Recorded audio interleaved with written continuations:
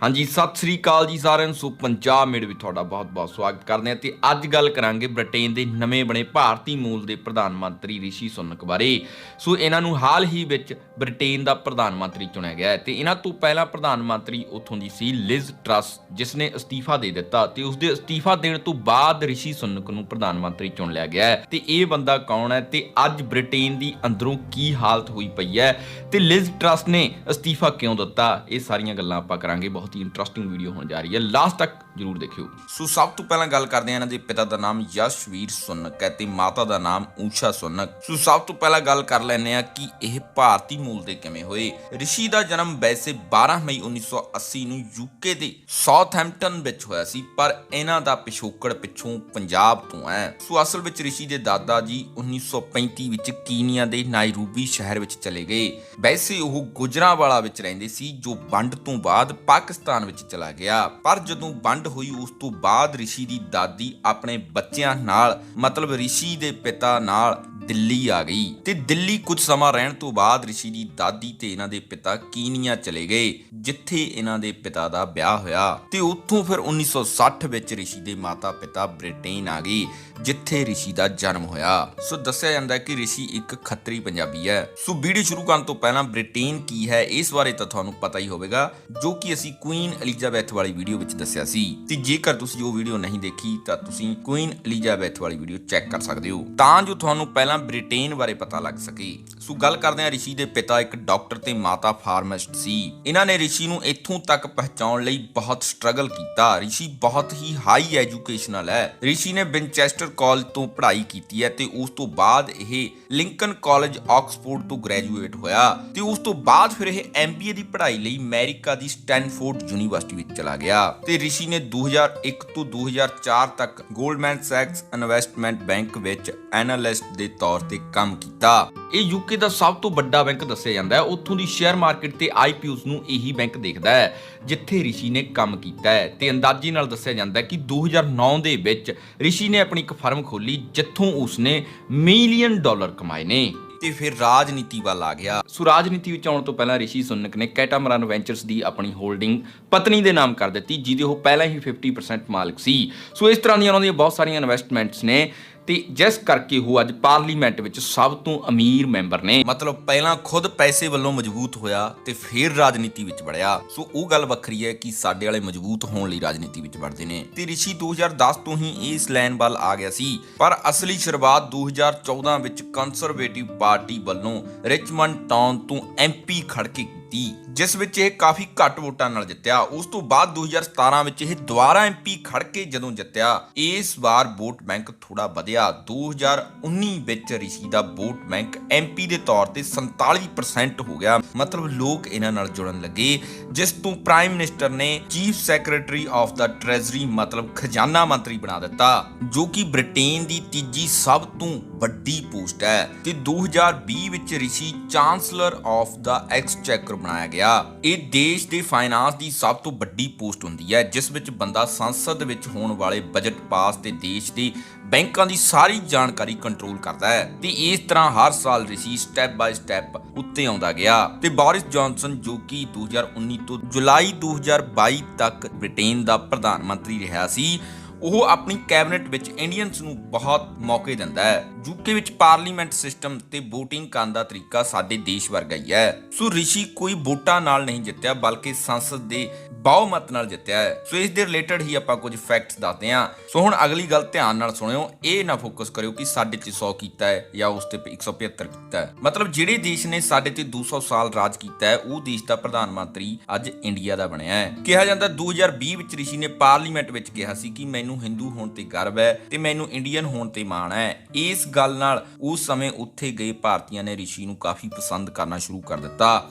ਉਸ ਸਮੇਂ ਉਹ ਖਜ਼ਾਨਾ ਮੰਤਰੀ ਦੀ ਸਹੁੰ ਚੁੱਕ ਰਿਹਾ ਸੀ ਤੇ ਉਸਦੇ ਆਸ-ਪਾਸ ਸਾਰੇ ਅੰਗਰੇਜ਼ ਸੀ, ਫਿਰ ਵੀ ਉਸਨੇ ਆਪਣੇ ਦੇਸ਼ ਬਾਰੇ ਉਹਨਾਂ ਨੂੰ ਦੱਸਿਆ। ਤੇ ਇਸ ਤੋਂ ਪਹਿਲਾਂ ਵੀ ਕਈ ਭਾਰਤੀ ਯੂਕੇ ਵਿੱਚ ਅਹੁਦੇ ਤੇ ਮੌਜੂਦ ਨੇ, ਪਰ ਰਿਸ਼ੀ ਯੂਕੇ ਦਾ PM ਬਣਨ ਵਾਲਾ ਪਹਿਲਾ ਭਾਰਤੀ ਮੂਲ ਦਾ ਵਿਅਕਤੀ ਹੈ। ਸੋ ਇਸ ਨਾਲ ਭਾਰਤੀ ਲੋਕਾਂ ਨੂੰ ਸਿਰਫ ਖੁਸ਼ੀ ਹੀ ਮਿਲ ਸਕਦੀ ਹੈ, ਨਾ ਕਿ ਕੁਝ ਹੋਰ। ਪਰ ਸਾਡੇ ਵਾਲਿਆਂ ਨੂੰ ਤਾਂ ਸ਼ਾਇਦ ਇਦਾਂ ਲੱਗਦਾ ਕਿ ਜਿਵੇਂ ਅਸੀਂ ਯੂਕੇ ਤੇ ਕਬਜ਼ਾ ਹੀ ਕਰ ਲਿਆ ਹੁੰਦਾ ਹੈ। ਸੋ ਰਿਸ਼ੀ ਉੱਥੋਂ ਦਾ ਬੌਰਨ ਹੈ ਤੇ ਉਸ ਨੂੰ ਇੰਨਾ ਵੱਡਾ ਕੰਮ ਸੌਂਪਿਆ ਗਿਆ। ਸਭ ਤੋਂ ਪਹਿਲਾਂ ਉਸ ਦਾ ਫੋਕਸ ਆਪਣੀ ਕੰਟਰੀ ਤੇ ਹੋਵੇਗਾ। ਹਾਂ, ਹੋ ਸਕਦਾ ਕਿ ਇੰਡੀਆ ਨਾਲ ਪਹਿਲਾਂ ਨਾਲੋਂ ਥੋੜੇ ਵਧੀਆ ਰਿਸ਼ਤੇ ਹੋ ਸਕਦੇ ਨੇ। ਤੇ ਇੱਕ ਰਿਪੋਰਟ ਅਨੁਸਾਰ ਰਿਸ਼ੀ ਉੱਥੋਂ ਦੇ ਸਭ ਤੋਂ ਅਮੀਰ ਲੋਕਾਂ ਦੀ ਸੂਚੀ ਵਿੱਚ ਆਉਂਦਾ ਹੈ ਤੇ ਇਸ ਦੀ ਨੈਟ ਵਰਥ 730 ਮਿਲੀਅਨ ਪਾਉਂਡ ਦੇ ਨੇੜੇ-ਤੇੜੇ ਦੱਸੀ ਜਾਂਦੀ ਹੈ। ਮਤਲਬ 6852092440 ਕਰੋੜ ਰੁਪਏ ਹੈ। ਤੇ ਬ੍ਰਿਟੇਨ ਦੇ ਪੀਐਮ ਹੋਣ ਦੇ ਨਾਤੇ ਵੀ 1 ਕਰੋੜ ਤੋਂ ਵੱਧ ਸਾਲ ਦੀ ਤਨਖਾਹ ਮਿਲੇਗੀ ਤੇ ਰਿਸ਼ੀ ਕੋਲ ਬਹੁਤ ਸਾਰੇ ਦੇਸ਼ਾਂ ਵਿੱਚ ਤੇ ਬ੍ਰਿਟੇਨ ਵਿੱਚ ਬਹੁਤ ਸਾਰੇ ਘਰ ਤੇ ਹੋਰ ਜਾਇਦਾਦ ਵੀ ਹੈ। ਤੇ ਹੋਰ ਕਮਾਲ ਦੀ ਗੱਲ ਇਹ ਹੈ ਕਿ ਰਿਸ਼ੀ ਜਦੋਂ ਅਮਰੀਕਾ ਦੀ ਯੂਨੀਵਰਸਿਟੀ ਵਿੱਚ ਪੜ੍ਹ ਰਿਹਾ ਸੀ ਉਦੋਂ ਇਸ ਦੀ ਮੁਲਾਕਾਤ ਆਕਾਂਸ਼ਤਾ ਮੂਰਤੀ ਨਾਲ ਹੋਈ, ਜੋ ਐਨ.ਆਰ. ਨਰਾਇਣ ਮੂਰਤੀ ਦੀ ਬੇਟੀ ਹੈ। ਤੇ ਐਨ.ਆਰ. ਨਰਾਇਣ ਮੂਰਤੀ ਮੰਨੀ ਪ੍ਰਮੰਨੀ ਇਨਫੋਸਿਸ ਕੰਪਨੀ ਦੇ ਮਾਲਕ ਨੇ ਤੇ ਆਕਾਂਸ਼ਤਾ ਮੂਰਤੀ ਤੇ ਰਿਸ਼ੀ ਨੇ 2009 ਵਿੱਚ ਵਿਆਹ ਕਰਵਾ ਲਿਆ ਤੇ ਇਹਨਾਂ ਕੋਲ 2 ਬੇਟੀਆਂ ਨੇ। ਤੇ 2020 ਦੀ ਇੱਕ ਰਿਪੋਰਟ ਅਨੁਸਾਰ ਰਿਸ਼ੀ ਦੀ ਪਤਨੀ ਕੋਲ ਇੰਗਲੈਂਡ ਦੀ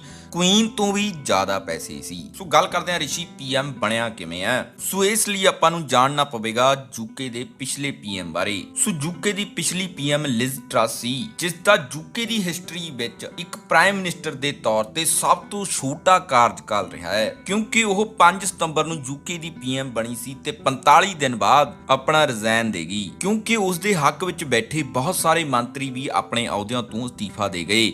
ਤੇ ਲਿਜ਼ ਟਰਸ ਵੀ ਇਸ ਕਰਕੇ ਪੀਐਮ ਬਣੀ ਸੀ ਕਿਉਂਕਿ ਇਸ ਤੋਂ ਪਹਿਲਾਂ ਦੇ ਪੀਐਮ ਬੋਰਿਸ ਜੌਨਸਨ ਨੇ ਅਸਤੀਫਾ ਦੇ ਦਿੱਤਾ ਸੀ। ਉਹ 2019 ਤੋਂ ਜੁਲਾਈ 2022 ਤੱਕ ਯੂਕੇ ਦਾ ਪ੍ਰਾਈਮ ਮਿਨਿਸਟਰ ਰਿਹਾ ਤੇ 2019 ਵਿੱਚ ਕੋਵਿਡ-19 ਆਉਣ ਕਰਕੇ ਉਸ ਦੇ ਕਾਰਜਕਾਲ ਵਿੱਚ ਇਕਨੋਮੀ ਕ੍ਰਾਈਸਿਸ ਦੇਖਣ ਨੂੰ ਮਿਲੇ ਤੇ ਉਹ ਆਪਣੀ ਪਲੈਨਿੰਗ ਨਾਲ ਇਹਨਾਂ ਨਾਲ ਡੀਲ ਨਹੀਂ ਕਰ ਪਾਇਆ ਤੇ ਇਸ ਕਰਕੇ ਉਹਨਾਂ ਤੋਂ ਬਾਅਦ ਲਿਜ਼ ਟਰਸ ਨੇ ਇਹ ਅਹੁਦਾ ਸੰਭਿਆ ਸੀ। ਪਰ ਹੁਣ ਰਿਸ਼ੀ ਸੁਨਕ ਪੀਐਮ ਬਣੇ ਨੇ ਕਿਉਂਕਿ ਉਹ ਇੱਕ ਫਾਈਨਾਂਸ ਮਿਨਿਸਟਰ ਰਹੇ ਨੇ ਤੇ ਉਹਨਾਂ ਨੂੰ ਇਕਨੋਮੀ ਬਾਰੇ ਕਾਫੀ ਨੌਲੇਜ ਹੈ, ਜਿਵੇਂ ਕਿ ਆਪਣੇ ਦੇਸ਼ ਦੇ ਪੀਐਮ ਡਾਕਟਰ ਮਨਮੋਹਨ ਸਿੰਘ ਜੀ ਅਰਥ ਸ਼ਾਸਤਰੀ ਸੀ ਤੇ ਉਹਨਾਂ ਨੇ ਵੀ ਆਪਣੇ ਸਮੇਂ ਜੀਡੀਪੀ ਵਿੱਚ ਕਾਫੀ ਸੁਧਾਰ ਕੀਤੇ ਸੀ। ਇਸੇ ਤਰ੍ਹਾਂ ਹੁਣ ਉੱਥੋਂ ਦੇ ਲੋਕਾਂ ਨੂੰ ਰਿਸ਼ੀ ਸੁਨਕ ਤੋਂ ਆਸ ਹੈ ਤੇ ਰਿਸ਼ੀ ਇਸ ਵਾਰ ਉੱਥੋਂ ਦੇ ਲੋਕਾਂ ਦੁਆਰਾ ਵੋਟ ਪਾ ਕੇ ਨਹੀਂ ਚੁਣਿਆ ਗਿਆ, ਸਗੋਂ ਜੋ ਮੰਤਰੀ ਮੈਜੋਰਟੀ ਵਿੱਚ ਯੂਕੇ ਦੀ ਪਾਰਲੀਮੈਂਟ ਵਿੱਚ ਬੈਠੇ ਸੀ ਉਹ ਕੰਜ਼ਰਵੇਟਿਵ ਪਾਰਟੀ ਦੇ ਹੀ ਸੀ, ਮਤਲਬ ਇਹਨਾਂ ਦੇ ਹੀ ਸੀ। ਪਰ ਇਹਨਾਂ ਨੇ ਬੋਰਿਸ ਜੌਨਸਨ ਦੇ ਅਸਤੀਫੇ ਤੋਂ ਪਹਿਲਾਂ ਲਿਜ਼ ਟਰਸ ਨੂੰ ਚੁਣਿਆ ਸੀ ਤੇ ਜਿਸ ਕਰਕੇ ਹੁਣ ਯੂਕੇ ਵਿੱਚ ਇਕਨੋਮੀ ਕ੍ਰਾਈਸਿਸ ਚੱਲ ਰਿਹਾ ਹੈ। ਸੋ ਇਸ ਬਾਰੇ ਹੀ ਆਪਾਂ ਹੁਣ ਗੱਲ ਕਰਦੇ ਹਾਂ। 15 ਸਾਲ ਪਹਿਲਾਂ ਯੂਕੇ ਦੀ ਇਕਨੋਮੀ ਦੁਨੀਆ ਦੀ ਸਭ ਤੋਂ ਬੈਸਟ ਇਕਨੋਮੀ ਸੀ, ਤਾਂ ਹੁਣ ਅਜਿਹਾ ਕੀ ਹੋਇਆ ਕਿ ਅੱਜ ਦੇ ਸਮੇਂ ਯੂਕੇ ਦਾ ਕਰਜ਼ ਲਗਭਗ ਦੁੱਗਣਾ ਹੋ ਗਿਆ ਹੈ ਤੇ ਅੱਜ ਦੇ ਸਮੇਂ ਯੂਕੇ ਰਿਸੈਸ਼ਨ ਫੇਸ ਕਰ ਰਿਹਾ ਹੈ। ਹੁਣ ਇਹ ਯੂਕੇ ਨਾਲ ਹੀ ਕਿਉਂ ਹੋ ਰਿਹਾ ਹੈ? ਇਸ ਦੇ ਪਿੱਛੇ ਸਭ ਤੋਂ ਵੱਡਾ ਕਾਰਨ ਕੋਵਿਡ-19 ਤੇ ਹੋਰ ਕੁਝ ਛੋਟੇ-ਮੋਟੇ ਕਾਰਨ ਨੇ। 2016 ਵਿੱਚ ਯੂਕੇ ਨੇ ਯੂਰਪੀਅਨ ਯੂਨੀਅਨ ਟ੍ਰੇਡਿੰਗ ਬਲੌਕ ਨੂੰ ਛੱਡਣ ਦਾ ਫੈਸਲਾ ਕਰ ਲਿਆ, ਮਤਲਬ ਜੋ ਸਮਾਨ ਇੰਪੋਰਟ ਐਕਸਪੋਰਟ ਹੁੰਦਾ ਹੈ ਤਾਂ ਇਹ ਯੂਨੀਅਨ ਵਿੱਚ ਜੁੜੇ ਰਹਿਣ ਨਾਲ ਟ੍ਰੇਡ ਕਾਸਟ ਘਟ ਜਾਂਦੀ ਹੈ। ਉਹਨਾਂ ਨੇ ਇਸ ਨੂੰ ਇਸ ਕਰਕੇ ਛੱਡਿਆ ਕਿਉਂਕਿ ਉਹ ਮੰਨਦੇ ਸੀ ਕਿ ਸਾਡੇ ਸਮਾਨ ਉੱਤੇ ਸਾਡਾ ਕੰਟਰੋਲ ਹੋਵੇਗਾ। ਇਸ ਨੂੰ ਛੱਡਣ ਤੋਂ ਬਾਅਦ ਸਾਨੂੰ ਕਿਸੇ ਵੀ ਕੀਮਤ ਤੇ ਟ੍ਰੇਡ ਕਰਨ ਦੀ ਆਜ਼ਾਦੀ ਹੋਵੇਗੀ। ਇਸ ਨੂੰ ਬ੍ਰੈਕਸਿਟ ਨਾਮ ਦੇ ਨਾਲ ਜਾਣਿਆ ਜਾਂਦਾ ਹੈ। ਇਸ ਫੈਸਲੇ ਨਾਲ ਯੂਕੇ ਦੀ ਇਕਨੋਮੀ ਅਚਾਨਕ ਹੀ ਘਟਣ ਲੱਗੀ ਤੇ ਇਸ ਬਾਰੇ ਉਹਨਾਂ ਨੂੰ ਪਹਿਲਾਂ ਹੀ ਪਤਾ ਸੀ ਕਿ ਸ਼ੁਰੂ ਵਿੱਚ ਲਾਸ ਜ਼ਰੂਰ ਹੋਵੇਗਾ ਪਰ ਬਾਅਦ ਵਿੱਚ ਇਕਨੋਮੀ ਗਰੋ ਹੋਵੇਗੀ। ਪਰ ਇਸ ਤੋਂ ਬਾਅਦ ਮਾੜੀ ਕਿਸਮਤ ਕੋਵਿਡ-19 ਦੇ ਆਉਣ ਤੇ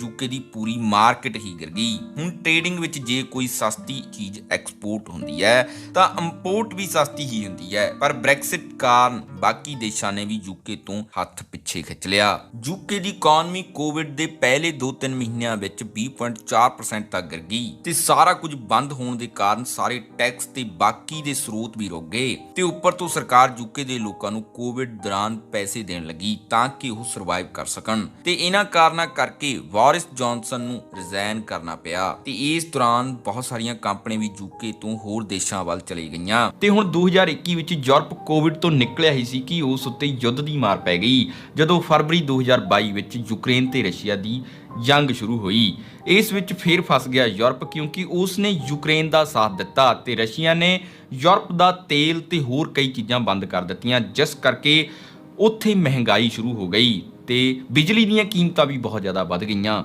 ਤੇ ਇਹ ਕਨਫਲਿਕਟ ਹੁਣ ਤੱਕ ਚੱਲ ਰਿਹਾ ਹੈ ਤੇ ਆਉਣ ਵਾਲੇ ਸਮੇਂ ਵਿੱਚ ਕਈ ਹਜ਼ਾਰ ਪਬਸ ਤੇ ਹੋਰ ਚੀਜ਼ਾਂ ਯੂਕੇ ਵਿੱਚ ਬੰਦ ਹੋਣ ਵਾਲੀਆਂ ਨੇ, ਜਿਨ੍ਹਾਂ ਨਾਲ ਬੇਰੁਜ਼ਗਾਰੀ ਵਧੇਗੀ ਤੇ ਬੋਰਿਸ ਦੇ ਅਸਤੀਫੇ ਤੋਂ ਬਾਅਦ ਥੋੜੀ ਉਮੀਦ ਸੀ ਪਰ ਲਿਜ਼ ਟਰਸ ਨੇ ਹੋਰ ਹੀ ਪਲਾਨ ਦੇ ਦਿੱਤਾ। ਸਕੀਮ ਨੰਬਰ 1 ਟੈਕਸ ਕੱਟ। ਲਿਜ਼ ਟਰੱਸ ਨੇ 45% ਅਮੀਰਾਂ ਤੇ ਲੱਗਣ ਵਾਲਾ ਟੈਕਸ ਬਿਲਕੁਲ ਹਟਾ ਦਿੱਤਾ।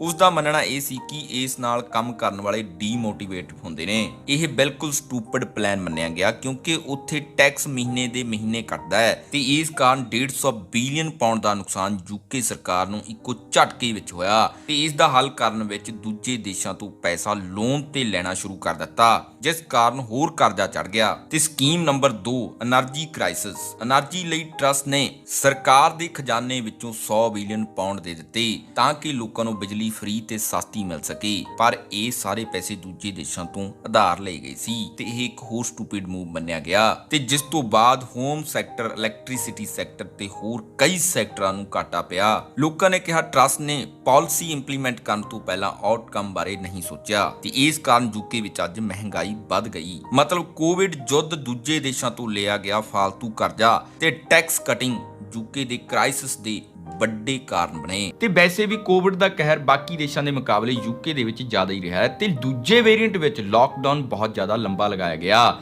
ਤੇ ਇਸ ਦੇ ਪ੍ਰਭਾਵ ਬਾਅਦ ਵਿੱਚ ਦੇਖਣ ਨੂੰ ਮਿਲੇ। ਬੇਸ਼ੱਕ ਰਿਸ਼ੀ ਸੁਨਕ ਬਹੁਤ ਵਧੀਆ ਕੰਮ ਕਰਦੇ ਸੀ ਲੋਕਾਂ ਲਈ, ਪਰ ਉਹਨਾਂ ਨੂੰ ਇਸ ਵਾਰ ਇਸ ਕਰਕੇ ਚੁਣਿਆ ਗਿਆ ਕਿਉਂਕਿ ਉਹਨਾਂ ਨੇ ਲੋਕਾਂ ਸਾਹਮਣੇ ਕੁਝ ਪਲਾਨ ਰੱਖੇ ਨੇ ਜੋ ਇਸ ਸਮੇਂ ਯੂਕੇ ਦੇ ਕੰਮ ਆ ਸਕਦੇ ਨੇ।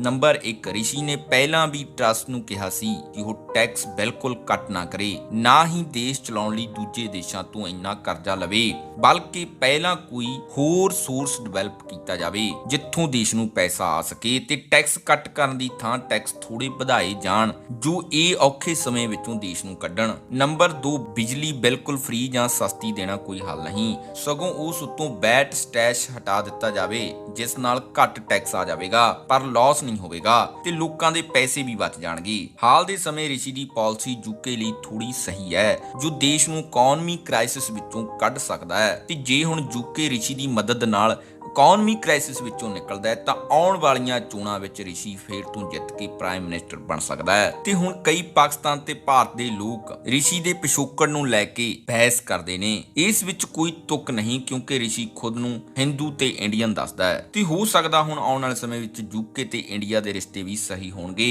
ਇੱਕ ਗੱਲ ਸੋਚਣ ਵਾਲੀ ਹੈ, ਯੂਕੇ ਵਿੱਚ ਕਿਸੇ ਨੇ ਵੀ ਇਹ ਨਹੀਂ ਕਿਹਾ ਕਿ ਨਾਨ ਕ੍ਰਿਸਚਨ ਤੇ ਨਾਨ ਵਾਈਟ ਪ੍ਰਾਈਮ ਮਿਨਿਸਟਰ ਬਣ ਤੇ ਉਹਨਾਂ ਦਾ ਧਰਮ ਖਤਰੇ ਵਿੱਚ ਹੈ, ਬਲਕਿ ਉਹਨਾਂ ਨੂੰ ਇੱਕ ਤੇਜ਼ ਦਿਮਾਗ ਦੀ ਲੋੜ ਹੈ ਜੋ ਉਹਨਾਂ ਨੂੰ ਮਿਲ ਗਿਆ। ਉਹਨਾਂ ਨੂੰ ਕੋਈ ਫਰਕ ਨਹੀਂ ਪੈਂਦਾ ਕਿ ਉਹ ਕਿਸ ਧਰਮ ਦਾ ਹੈ ਜਾਂ ਕਿਸ ਜਾਤ ਦਾ ਹੈ ਜਾਂ ਕਿਹੜੇ ਰੰਗ ਦਾ ਹੈ, ਜਦ ਕਿ ਅਸੀਂ ਹਲੇ ਵੀ ਇਸ ਚੀਜ਼ ਵਿੱਚ ਹੀ ਉਲਝੇ ਹੋਏ ਹਾਂ। ਤੇ ਤੁਹਾਨੂੰ ਦੱਸ ਦਈਏ ਕਿ 1947 ਦੀ ਆਜ਼ਾਦੀ ਦੇ ਸਮੇਂ ਉਸ ਸਮੇਂ ਦੇ PM ਵਿੰਸਟਨ ਚਰਚਲ ਨੇ ਕਿਹਾ ਸੀ ਕਿ ਇੰਡੀਆ ਨੂੰ ਆਜ਼ਾਦੀ ਦੇਣ ਤੋਂ ਬਾਅਦ ਇੰਡੀਆ ਦਾ ਲੋਕਤੰਤਰ ਲੰਬੇ ਸਮੇਂ ਤੱਕ ਨਹੀਂ ਚੱਲੇਗਾ ਤੇ ਅੱਜ ਦੇ ਸਮੇਂ ਭਾਰਤੀ ਮੂਲ ਦਾ ਬੰਦਾ ਬ੍ਰਿਟੇਨ ਦਾ PM ਬਣਿਆ ਹੈ ਤੇ ਉਹ ਵੀ ਵਿੰਸਟਨ ਚਰਚਲ ਦੀ ਹੀ ਕੰਜ਼ਰਵੇਟਿਵ ਪਾਰਟੀ ਤੋਂ ਹੀ ਰਿਸ਼ੀ ਸੁਨਕ PM ਬਣਿਆ ਹੈ, ਜੋ ਕਿ ਬਹੁਤ ਵੱਡੀ ਗੱਲ ਹੈ। ਸੋ ਲਾਸਟ ਵਿੱਚ ਗੱਲ ਕਰਦੇ ਹਾਂ, ਸਰਕਾਰਾਂ ਦੇ ਹੈੱਡ ਭਾਵੇਂ ਅਲੱਗ-ਅਲੱਗ ਹੋ ਸਕਦੇ ਨੇ ਪਰ ਸਾਡੇ ਲੋਕ ਪਾਰਟੀਆਂ ਦੇ ਚੱਕਰ ਵਿੱਚ ਆਪਣੀ ਭਾਈਚਾਰਕ ਸਾਂਝ ਖਤਮ ਕਰ ਲੈਂਦੇ ਨੇ। ਪਰ ਤੁਹਾਨੂੰ ਦੱਸ ਦਈਏ ਕਿ ਸ਼ਤਰੰਜ ਦੀ ਖੇਡ ਮੁੱਕਣ ਤੋਂ ਬਾਅਦ ਬਾਦਸ਼ਾਹ ਤੇ ਪਿਹਦਾ ਇੱਕ ਹੀ ਡੱਬੇ ਵਿੱਚ ਰਹਿੰਦੇ ਨੇ। ਸੋ ਜੇਕਰ ਤੁਹਾਨੂੰ ਇਹ ਇਨਫੋਰਮੇਸ਼ਨ ਵਧੀਆ ਲੱਗੀ ਤਾਂ ਇੱਕ ਸ਼ੇਅਰ ਜ਼ਰੂਰ ਕਰ ਦਿਓ, ਤੁਹਾਡੇ ਇੱਕ ਸ਼ੇਅਰ ਨਾਲ ਬਹੁਤ ਵੱਡਾ ਪ੍ਰਭਾਵ ਪੈਂਦਾ ਹੈ।